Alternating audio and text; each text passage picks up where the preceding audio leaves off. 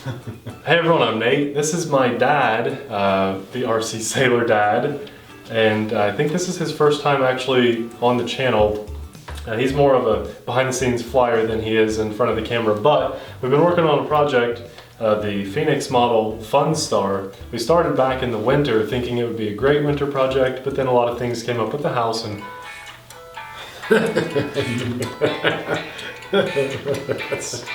we are almost finished building the Pheonix Model FunStar, and we kind of wanted to talk a bit about the parts we were using and just the process, because we started this project back in the winter time thinking it would be a nice winter project, but then we got busy and had to put it on hold. Well, now this weekend we've had a chance to work on it, so we want to share the experience with you guys. It's a really awesome plane.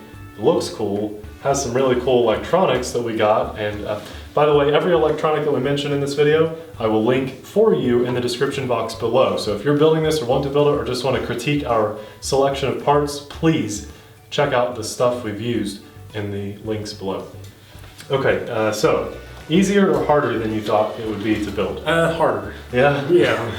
I think so too. It helps to have the right tools, and when you're using just a minimal amount of tools, you have to kind of substitute them out, and it's pretty difficult to make things fit when you don't have the right tools. Right. We ran into a couple problems, but I'd say 90% of the build went pretty smooth, and 10% a couple problems. Point out the problems to you guys and just talk about some of the cool stuff that we found building this plane too. So from the ground up, how much building do you think there is involved in this plane? Do you think it's not a lot?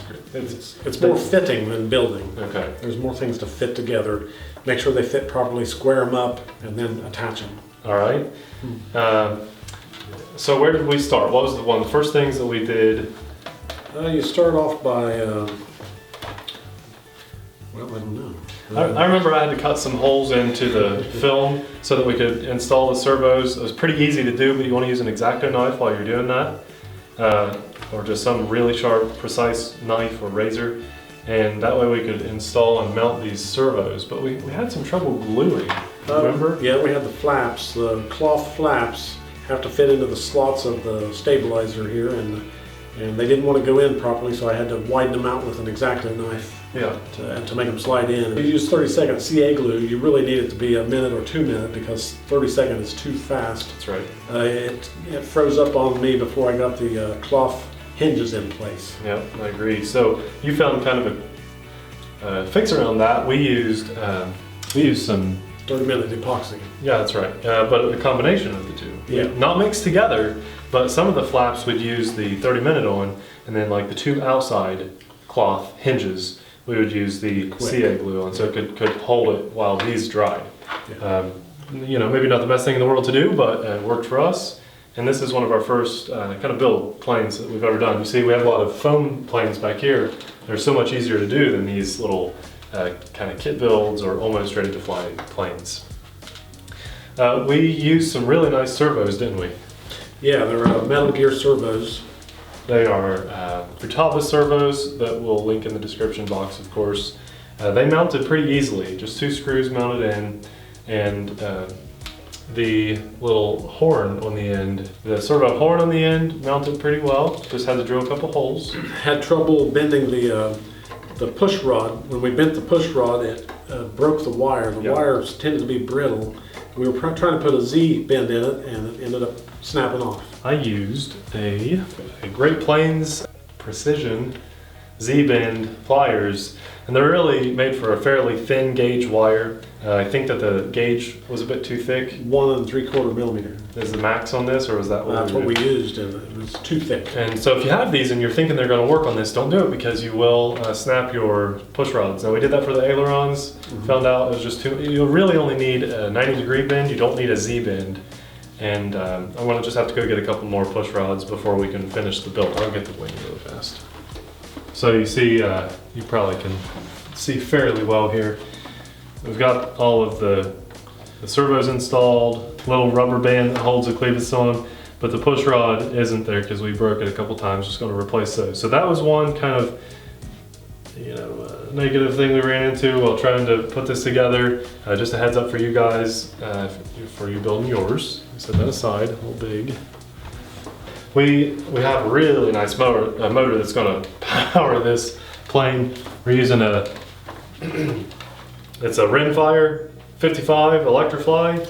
It's an Outrunner brushless motor, and it's huge. That's the biggest electric motor I've had on my channel, which is huge. It just weighs a ton. And you want to talk about mounting that to the front of the plane? It seems like you'd put it together, the motor mount to the airplane, but really you want to put the motor mount onto the motor first and then the whole thing onto the airplane. It's easier to reach the nuts and bolts of it. Okay, that's the only thing you ran into with the motor, right? Yeah. I was wanting to put it together backwards, and you need to do the motor mount first. It's suggested to run string or twine or something from your servo wires. To fish it through, but gravity works too. We just held it upside down and dropped the servos down through, and they fed themselves through. Because the body has see-through ports there, it made it easy to see where they were, and you could, dangle them down. You don't really need that string. It didn't take us very long at all to do that. No, it fell right through. And mounting the tires, the instructions don't really do a great job of telling you the order of the nuts and washers to put on. Make sure you put the 2 washers next to the red pants before you put the bearing in and then the wheel. Because if you change the order up, it won't fit right. And after that, they went on just fine, and they look really good too, don't they? Yeah, they add to it. Let's see, the tail. The tail went on very easily. It mounts on with a couple screws. You need an Allen wrench there and just a screwdriver to mount this rear tail wing bracket on. But they have a spring for the wheel to pull it back to center automatically. But it was hard to mount that because you have to be able to make 2 turns of the end of the wire around the hole, and you can't turn it twice when it's already mounted on the other end. Right, but you just kind of forced it around one more time, and then it snapped into place after forced it. Rebent it. Now, I'm going to start with, it's a nice battery. It's a Flight Power lithium polymer 4-cell, actually. It's a 14.8 volt battery. It's 3,800 milliamps.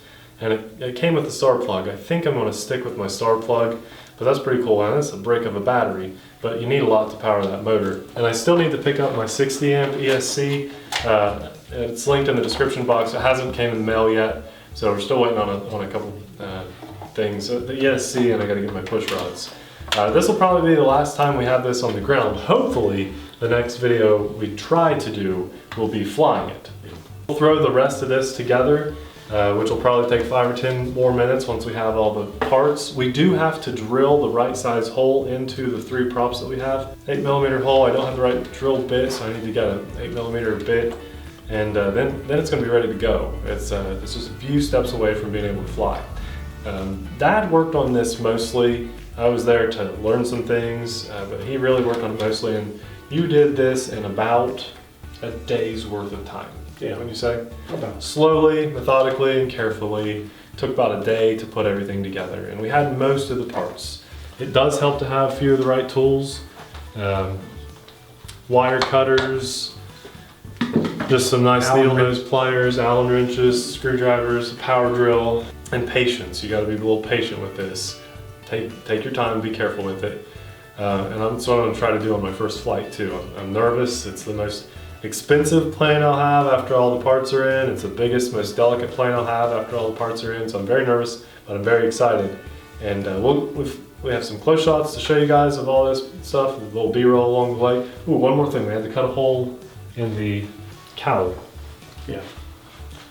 Just used an X-Acto knife to cut a hole.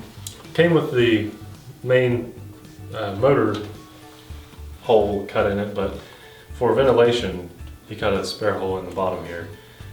It's pretty good. Just marked it out, outlined with a marker, and then went along with a X-Acto knife. Mm-hmm. Okay. And that's just so we can get some airflow in there to keep the ESC and the motor a little cooler. Being our first kind of build video, if there's something else you guys want to see in the next future kind of videos, or you have any questions about it, please leave them in the description box below. Dad and I will both be on the lookout for your comments and questions, and we'll do our best to answer them. But this was our first experience doing anything like this. I built a large Tower Hobbies Vista glider, but that was much easier than this. I didn't have to do near as much work. So, you know, we may leave a thing or two out, but we've enjoyed the process and we can't wait to try to get this in the air. Thanks everyone for watching, and again, the links for all the parts that we used will be in the description box. We'll see you in the next video. Bye.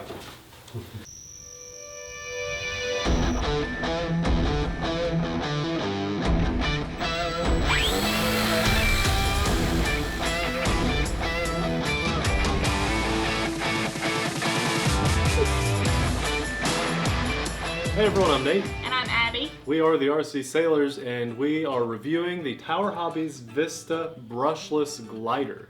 This is an almost ready to fly glider that has a wingspan of 78.5 inches. This is huge. And this was